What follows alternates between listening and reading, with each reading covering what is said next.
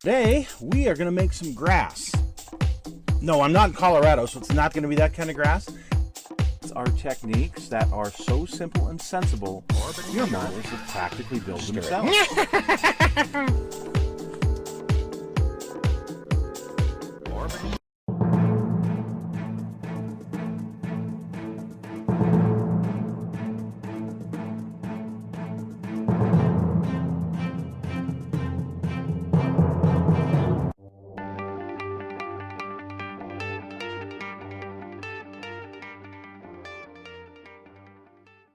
Well, hello folks, it's Mad Dog Merv, and here we are today going out to my friend Rob Humphrey's house.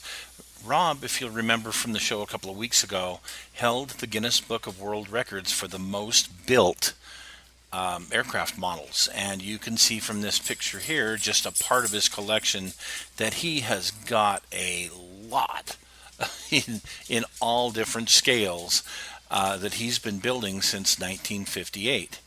So that's what he's most known for, is his Guinness Book of World Record collection. However, like any good modeler, and him being an extraordinary modeler, he actually has a huge stash of unbuilt aircraft models. In fact, at one time, there was over 10,000 kits in his unbuilt stash. And I have seen it.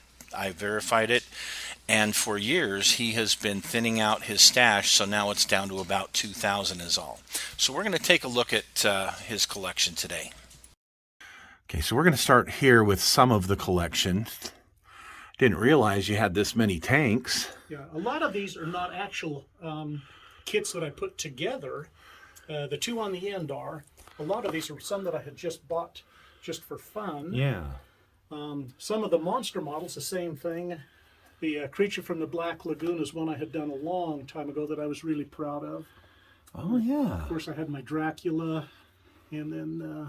I like this one here. That's pretty neat. Oh, the Invisible Man. Yeah. Hey, and I've got that Tyrannosaurus, although I gave mine some tartar on his teeth. Where's the rest of his body? The rest of the body got destroyed, and I didn't want to throw the model away, so I took the head off and decided I'm going to keep the head and plastered on like you would a mounted deer head or a buffalo head. Good job on the eyes. Oh, thank you.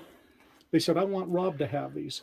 So this is the stuff that I did not build, but I received from my friends.